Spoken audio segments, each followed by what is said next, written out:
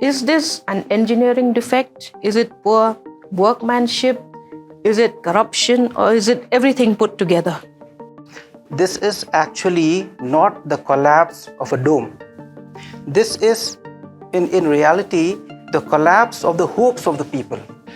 But what I'm trying to say is that had there been experts, I am sure that the dome would never have been there. Because it's something very alien, Yes. as I've mentioned. It's something very different. It doesn't reflect our architectural style, there's no connection at all. The temple of democracy is broken. It is not only that a building or a roof which has fallen down. Symbolically, the institution itself is broken. This is the ill in society. General people in our society do not feel the pain. Hello, viewers. Today we are here to discuss, among other things, the collapse of the dome over the assembly building. This is a moment of shame for Meghalaya and its people. But there are several other issues as well that have caused agony and consternation for the people of Meghalaya on its 50th year. To discuss this and all the other issues, we have with us in the studio Iban S. Maukro, President of the Meghalaya Architects Forum and a senior architect himself. We have Dr. Fabian Lingdo, scholar and General Secretary of the All India Trinamool Congress. We have Reverend Purto, an RTI activist and columnist, and a person who is very concerned about the state of affairs in Meghalaya. We have Dr. Benjamin Lingdo, Professor, Department of Tourism, NEHU, and a columnist. So, without further delay, what do you think is the reason for the collapse of the dome? And I'm going to start with you, Iban, and all of you will have something to say on that. Is this an engineering defect? Is it poor workmanship? Is it corruption? Or is it everything put together? Thanks for... And we would like, an expert opinion from you. Yeah, thanks for inviting me here and giving us the Architects Forum a platform to express our views. In fact, the forum has taken this we are very, as you said, it's agitated. It's very sad that it happened, especially among the architects fraternity about such an important building. But to answer your question, let me go back first. From what the social media and things which have been asked, primarily people have been asking, why the dome? Let's start with that first. It all started off right from the day that when they floated the tender for the architectural competition. One of the primary instructions being given to the EOI was that to design a building which reflects the traditional architecture of the place, and a symbol of Meghalaya's heritage. Unfortunately, we also, me personally and the friends of mine from Bangalore, Flying Elephant Studios, who took part in the Marig also, we also pitched it. Okay. We did our work and we realized that for such an important building, that there needs to be some domain experts among the jury who has the capacity, the wherewithal to be the part of the jury to judge, because it's a building which is not like a hospital where it's just a question of functions, but it is so symbolic and important. So we had even shot of a letter to the speaker at that time in 2016. I remember, I think so, late Dr. Don Gopal Roy was there. We shot off a letter and we even gave two names, B.V. Doshi from Ahmedabad and Charles Banninger from Pune. We asked them, why don't you invite these two people to be in the jury, okay, as domain experts. Now, their importance, had they been there, I don't think so the dome would have been there at all. Because as experts, looking at the instructions given to the architects, looking at the brief, they would have realized that they would choose only designs which followed the brief. But in their absence, and I remember the only... So was there a jury or it was not really a jury.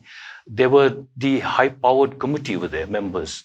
I remember Dr. Mukul Sangma was there. He was the chief minister then. No, but who was the expert in that jury? There was no expert. I mean, there was just the legislators. And I think so there were some people from the Urban Affairs Department and the PWD Department. I think so an architect from there was there. But what I'm trying to say is that had there been experts, I am sure that the dome would never have been there. Because it's something very alien, Yes. as I've mentioned. It's something very different. It doesn't reflect our architectural style, nor there's no connection at all, you know. And now coming back to your another question about what you said about the dome, whose fault it is. There are three players which are involved right now. One is the architectural firm, the other is the contractor, and the third is the supervising engineer. I've been looking at the EOI given to architects. Apparently, the architectural firm, one of the clause was that they have to have a person on site to interpret their drawings. That's one. So then I believe I heard from the news that these drawings, not from the news, and even from the EOI, that all the drawings submitted with the architectural firm, they have to get it vetted by IIT Roorkee, a very premier institution, Yes. especially in the field of civil engineering, you know. So they must have done their part, hopefully. Then comes How the do we drawings. how do we know that they have done their part? How do Because- we know that it has gone to IIT Roorkee? Because one of the clause in the EOI given to architects was that all their drawings need to be vetted by an IIT. And IIT means any IIT, so they must have gone to IIT Roorkee from what the supervising engineer was saying. Then there's the second part where the contractor, either he follows the drawings to the T, or he compromise on the specifications. Then the third is the supervising engineer, whether he allowed the specifications to be to cut corners in the specifications. Now all that is speculation. It all depends on the inquiry. Okay, so let's go now to Fabian. What do you have to say on this? I think we will look at a political perspective from you. In my understanding, the collapse of the dome is not isolated. It is linked with the collapse of the bridge, collapse of the road, collapse of the leaking of the bus ISBT. terminal, everything. They are symptoms of a deep sickness in the society. These are only happening as symptoms. If the sickness is there in the society, many other symptoms would appear still. Okay, so it was due to the lack of political leadership, competent political leadership. This, in my observation, this present term, political term, seems to be the worst in the whole of the history of the state. Though we have an educated, well-educated chief minister, but it seems that with due respect, as you wrote in your editorial, he is not leading the state of the people, but being a management specialist, his concern is just to manage the government, to let the government in power by whatever. Let me go afterwards about the political things of it. Okay. But what I see is these things are happening as symptoms of deep, serious social ill sickness. Reverend Purtu, the old house was gutted in 2001. It has taken how many years? 22 years, 21 years for us to come up with a building, but even that is not going to be complete within those 21 years. So why do you think all these are happening? What is the malaise that is afflicting the society, those in governance? Why is it that we are such a long-suffering people? I don't think in any other state that you can get away with this. Let me put it this way, Kong. See, as a student of public theology, there are three public spaces which I revere the most. Number one, the temple of God. Number two, the temple of democracy, which is the legislature. Number three, the temple of justice, which is the judiciary. And in this case, now the temple of democracy is broken, it is not only that a building or a roof which has fallen down. Yes. Symbolically, the institution itself is broken. And the sad truth in Meghalaya today, it is that infrastructure is broken. It is broken because of ineptitude. It is broken because of corruption. It is broken because of cronyism. And also, as the people and also the political leaders, they were not ready, even in the past, they were not ready to rectify the brokenness. You rightly mentioned, I mean, it's way too late since the old assembly building was brought down by fire. I mean, we are yet to see a state assembly building, which signifies our tradition, our culture, like Iban had said. I mean, they brought something which is foreign to us. I'm not from the field of architecture, but at least as a student of history, we read about buildings, structures. Yes. The dome itself is foreign. Yes. Of course, it's beautiful in certain cities of the universe. I mean, the old structures which had been there for 1,000 years also, because it's very popular among the Greeks, the Romans, and the Persians, even the word dome is from the Latin word domus, which means a particular, architectural style. So I would prefer, something which symbolizes our culture and our tradition. So coming back to the question that, see, in Meghalaya, you can get away, without any punishment. I mean, we have had scams in the past. Yes. In the health sector, yes. in the housing sector. Yes. There are major scams which, of course, there are also reports of commissions, but no prosecution. So, that is the sad truth. We never get to see those inquiry reports. Correct. Even today, we have the Cherister Field inquiry report that has been submitted, but it's not in the public domain. So, why should we have to wait for the assembly session before we see that report? See, until and unless there is investigation and prosecution, yes, we will be living in this in this doom, atmosphere. Benjamin, do you have anything to add to what the pastor has said? Yes, Kong, of course. First of all, thank you for having me in this talk. Kong, let's put things into perspective here. Yes. This is actually not the collapse of a dome. This is, in reality, the collapse of the hopes of the people. If this is what we have from our government, if this is what we have from our technical people, then what more can we expect?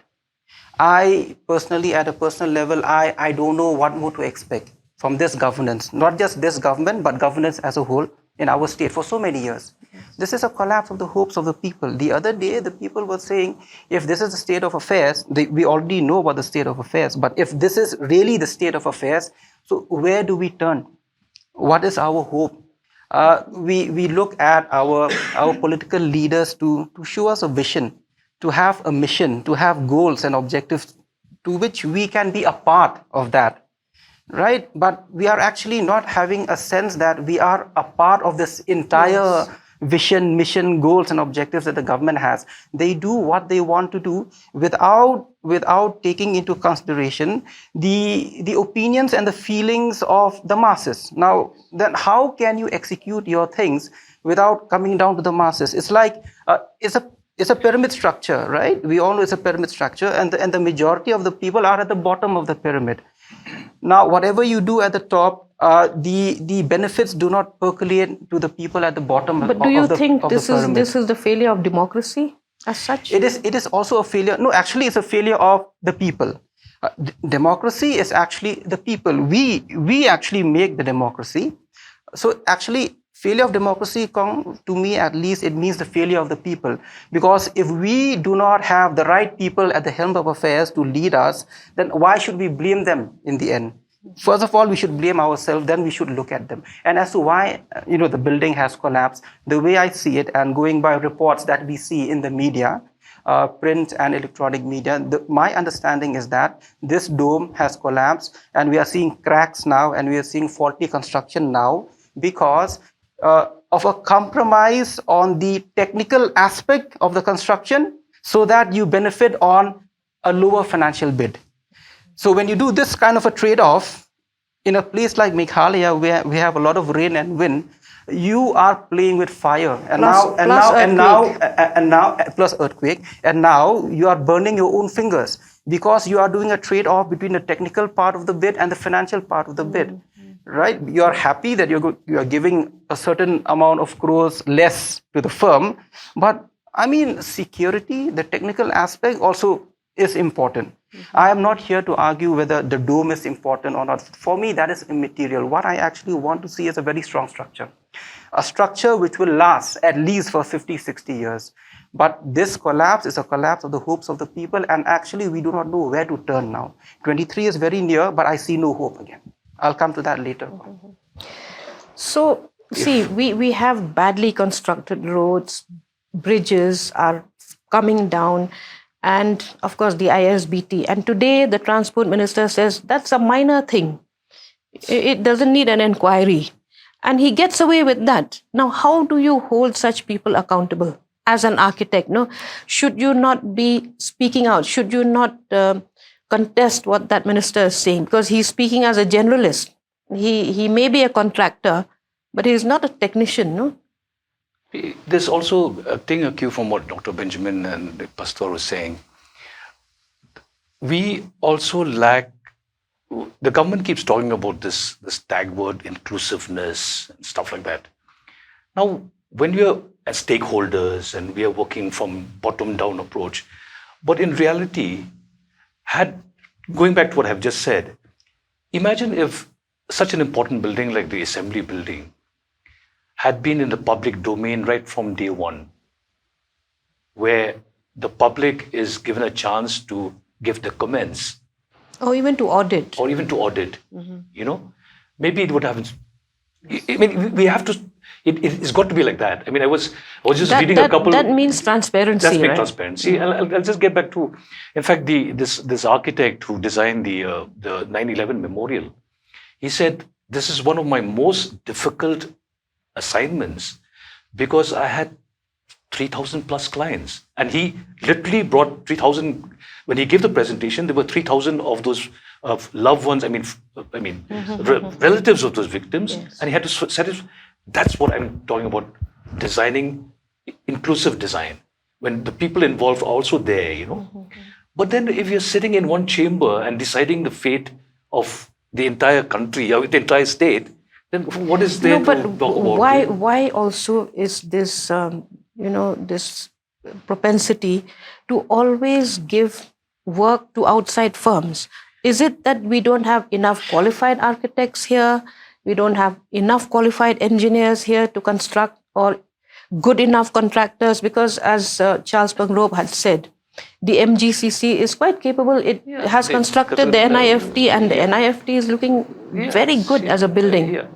So, and also infrastructure development has to be for the locally, resource. feasible, Yes. So I keep saying that sustainability starts from day one, not from the day that the building starts operating, but even during the construction. I've been involved in a lot of tourism projects, and I keep saying this, that sustainability starts from day one, when you start using local materials, local techniques. The dome, I believe, was brought from Madras by road. Yes.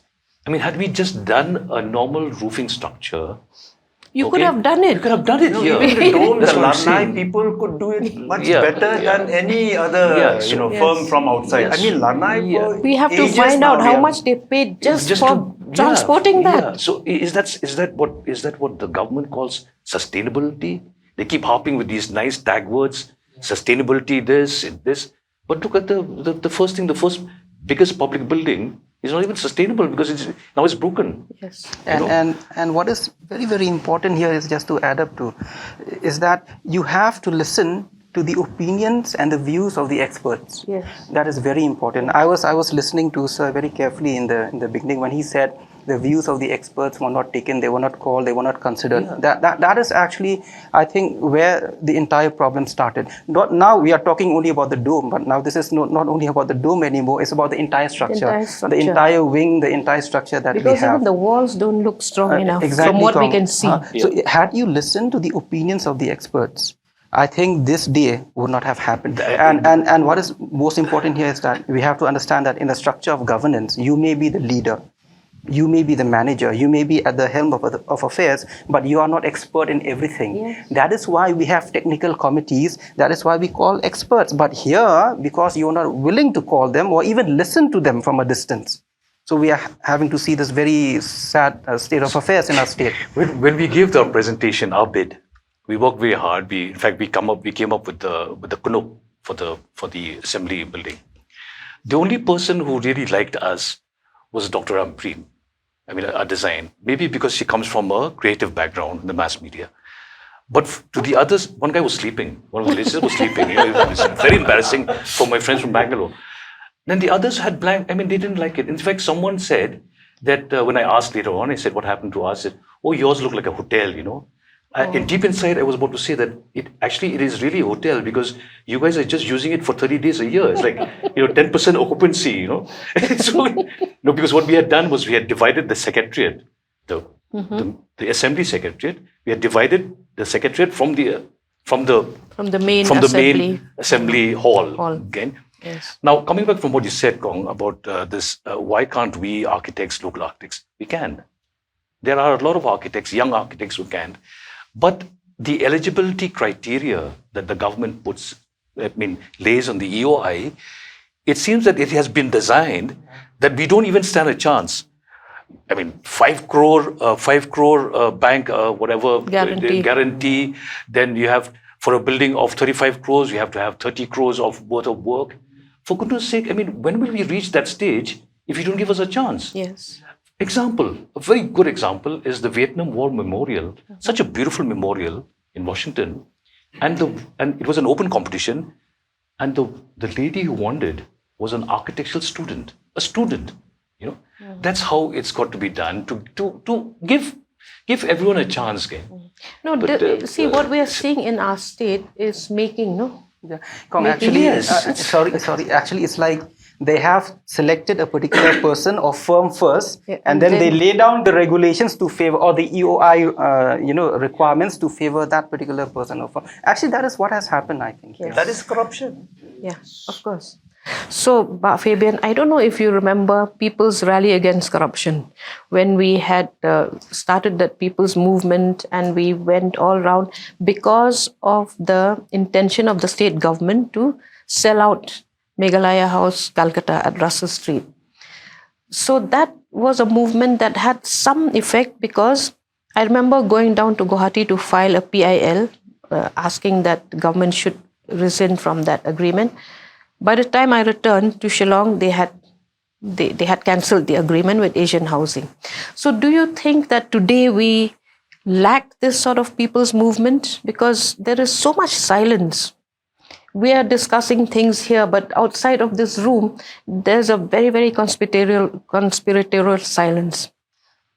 Okay, you see, the real problem is the pain of all these tragic incidents like the collapse of the dome, the leak of the ISBT, is not felt by the general people. Few sections of society, enlightened members of society, feel it. Why? Because the amount of money spent there is not from the people's pocket, you see. It is a free grant coming from outside. If you go to the villages, they don't care about that collapse, I tell you frankly. Even the sitting representatives who are responsible for all these things would be elected again. Why? This is the ill in society. General people in our society do not feel the pain. And that's why the representatives are not punished unless the society as a whole is angered. A few people. Now, how do you create that anger? That's why it is a long-term solution to this. People's awareness of their rights, this is lacking. How to enlighten the people of their rights and responsibilities? So far, there is no means to do that, except politicians explaining that during elections. After, there is no continuous education, except in schools and colleges, some education, formal education. But informally, there must be a democratic education to the people. No, People do not grow because in democratically. this society, we are seeing now the price of LPG cylinder going up every day. Now it has reached 1200, but not a single voice of protest, not even a single letter to the editor. So what kind of society are we living in? And I want to come to Reverend Purto about the role of pressure groups. We are not seeing any of the pressure groups giving any statement on this dome collapse. And is it a case of us becoming fatigued by one corruption, one scam after another? Have we reached that stage where we say, like you said yourself, corruption is normalized? Have we lost the battle against corruption? To say that we have lost completely, I said no. So also Fabian rightly pointed out, in the rural areas, people don't care about what is happening in the city or the town. But there is still hope. I mean, I have met people from the rural areas also who are quite, understand the going-ons in the political arena and also in the governance.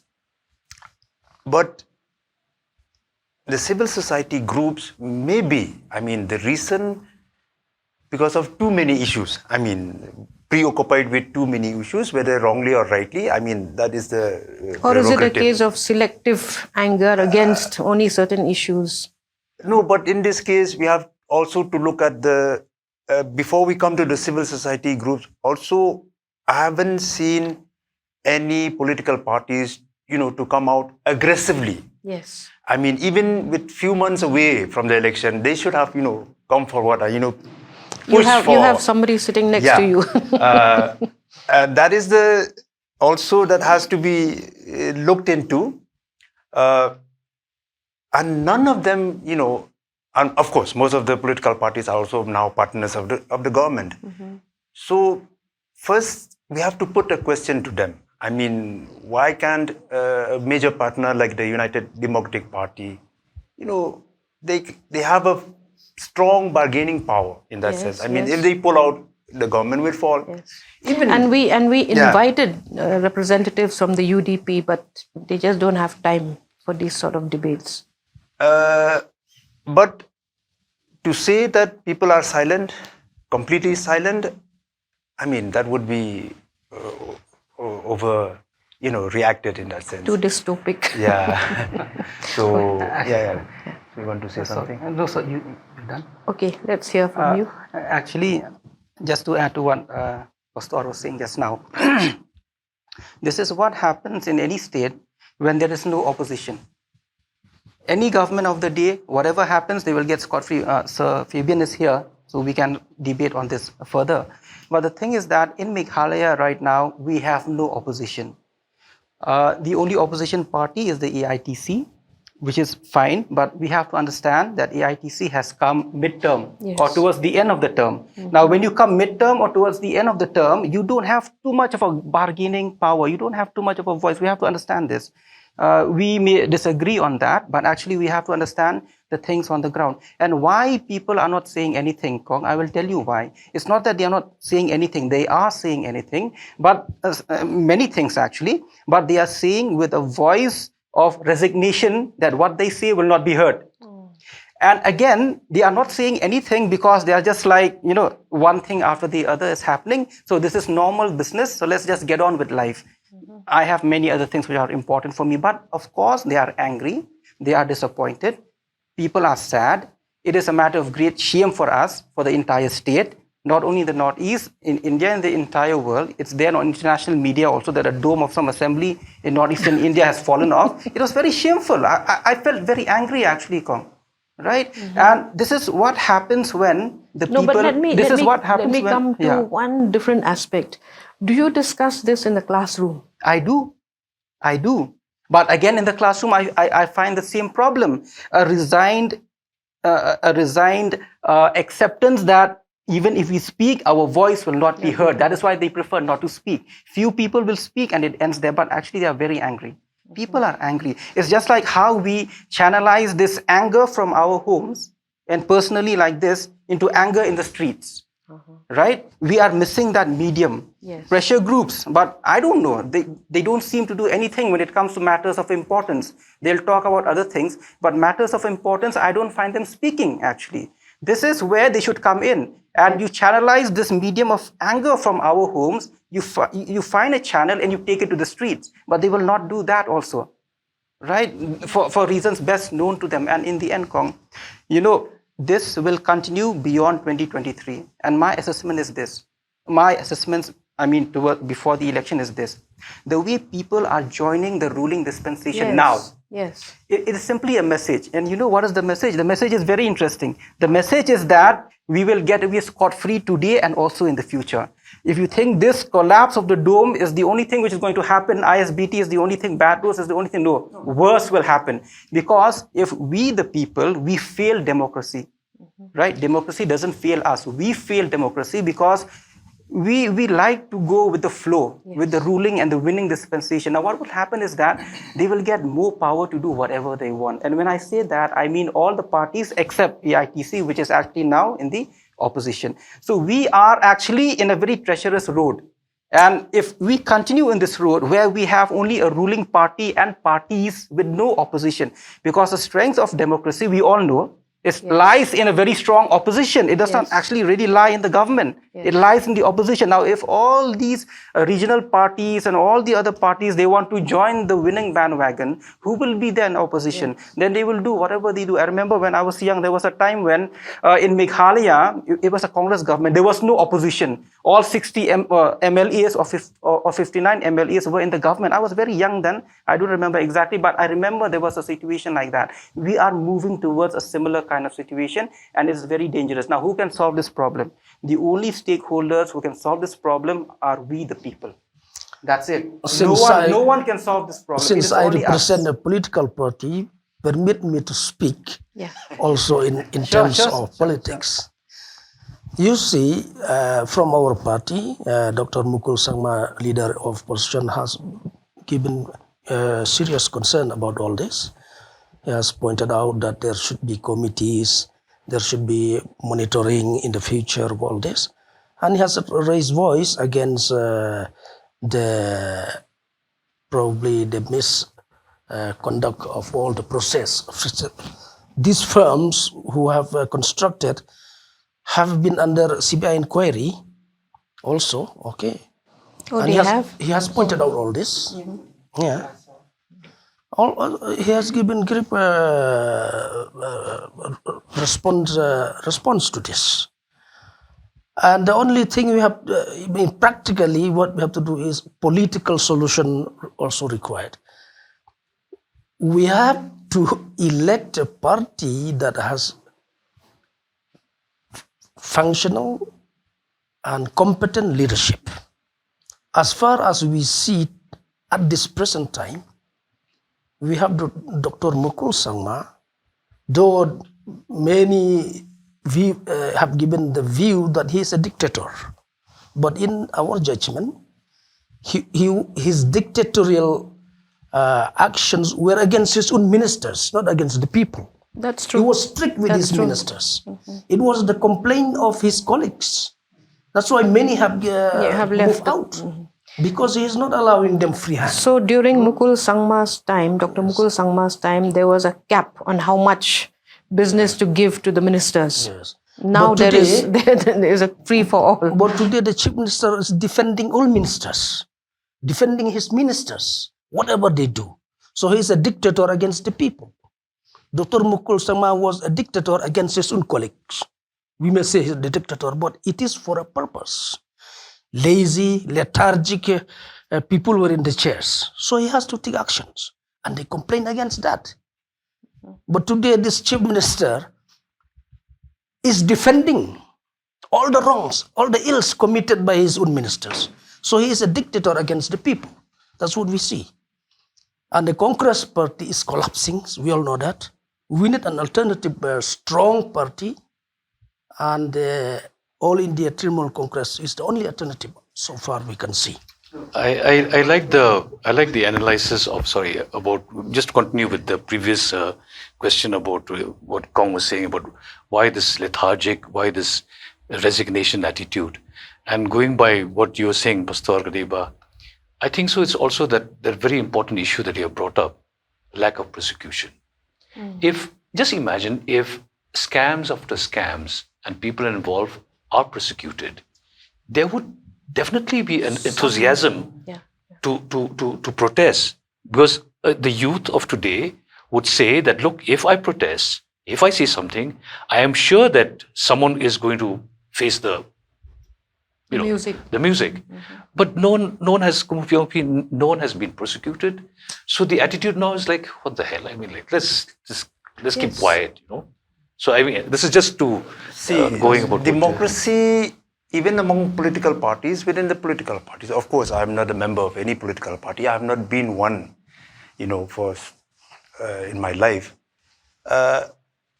It seems to me that even within a political party, there's no democracy. Yes. With due respect to Fabian, AITC also is not new. We have so many questions to ask the leader of the opposition also when he was the chief minister then. Like in the beginning, you have raised a point that Meghalaya Legislative Assembly building was brought down by fire for the past 21 years. Yes. And what those previous governments had done, in what efforts have been, exerted to give us a new, proper legislative building. But this is the legacy of Meghalaya, no? Yeah, and that, every and construction. Number two, come back to the public. See, the Khasi term, I mean, we are fed up.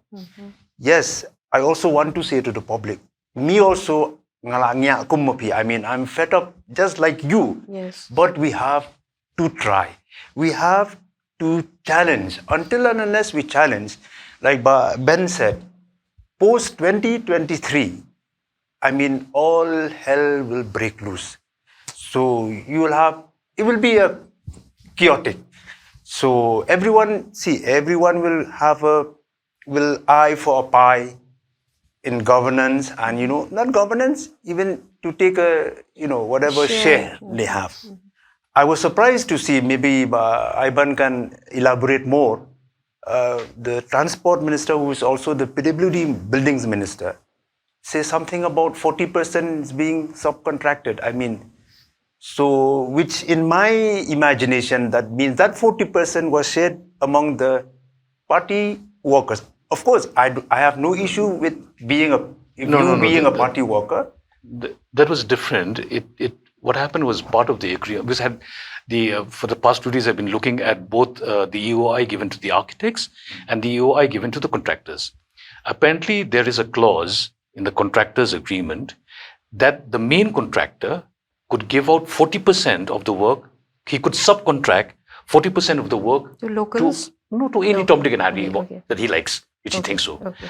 But this question here, but that whatever the main contractor subcontracts, it has to be brought to the notice of the government or the supervising engineer or blah blah blah. And they have to vet whether the subcontractor whom the contractor has given, whether he fits the bill, the work, the scope of work.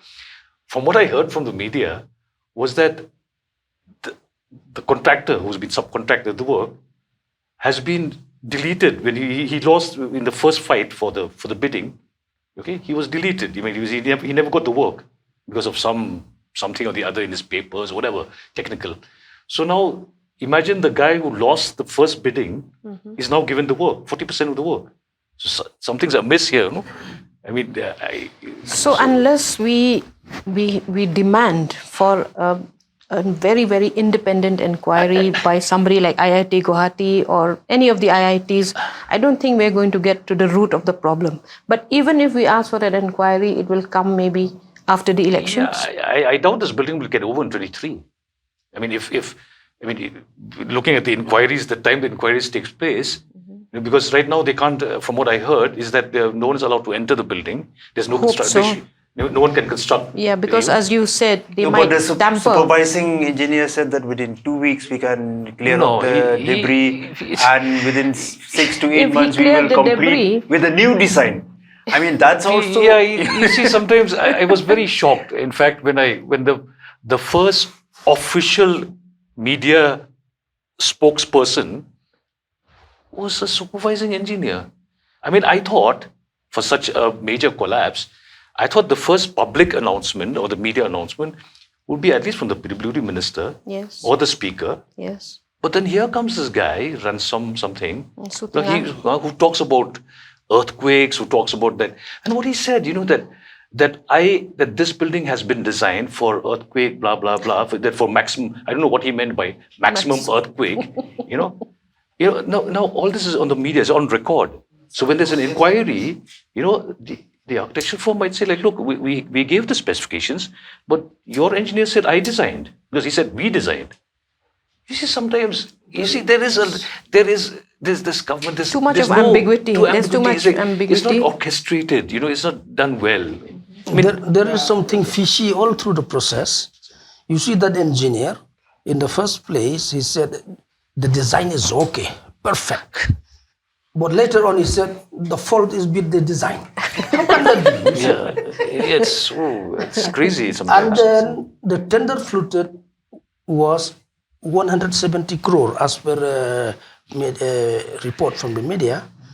But the real truth will come after independent inquiry. But still, we are allowed to suspect something. Why a tender floated for 170 crore is given for 127 crore? You see? So much less. So many crores less. Just to show that they got it because they bid low. You see? It is very strange. I have the documents here for the EOI for the architectural competition. You won't believe it. The amount for the architectural competition, the amount said for the cost of the project was 70 crores. Finally, when the EOI was given to the contractor for contract work, it went up to 105 crores. Now I heard 100 something crores. So all these figures are like, I don't know what's happening. They keep changing every month. And that is where I said earlier, that there is a compromise, or you can see a trade-off between the technical aspect and the financial aspect. Simply because a party is quoting us a lesser amount to construct something, it does not mean that we should be happy. Yes. Because we have to look at the other aspects aspect also. Looking at a state-of-the-art building. And in the end, now the government is talking about, the Honorable Speaker was talking about a third-party inquiry, investigation and all that. All of that is fine. You mentioned just now that there might be an inquiry by the IITs. It's fine. But for me personally, what I prefer is this. Okay, you can call in IITs to do this investigation and inquiry, but actually they will do more of a technical sort of inquiry, and they don't have a prosecuting power. I would prefer that inquiry, in addition to done by IITs, let them do first and come with a report, and after that there must be an inquiry by an agency which has got prosecuting power also.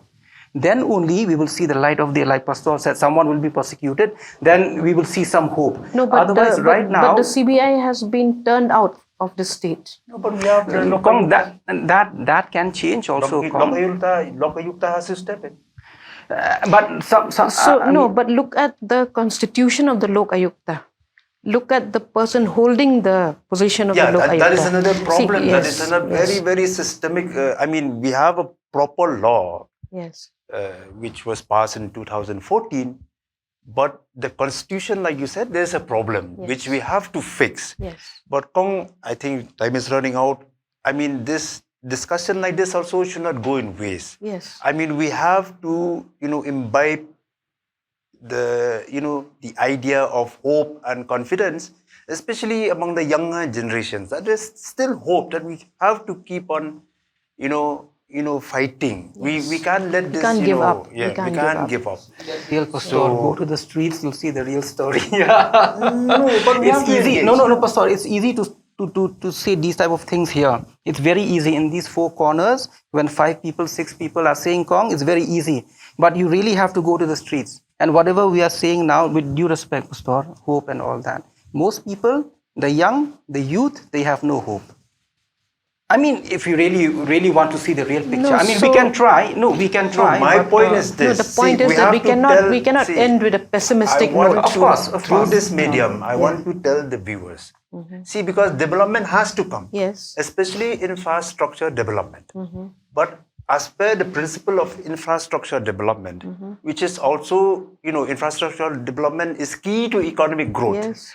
But if you go by the principle that infrastructure development has to be, has to be based on the principle of locally available resources in terms of human resources. We have here people like Iban and many more, more, yeah.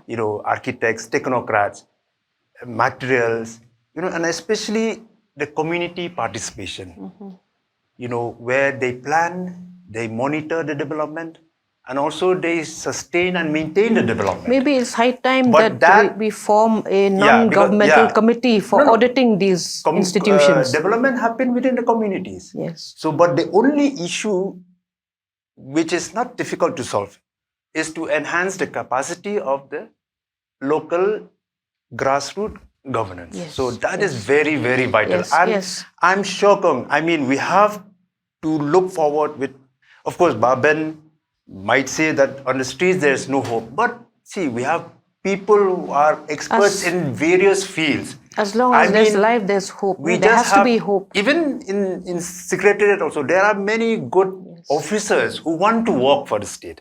So we have to put some amount of confidence and hope upon the people. And a space like this where we discuss, that should be our earnest appeal to the viewers of, I mean, whoever watch this program.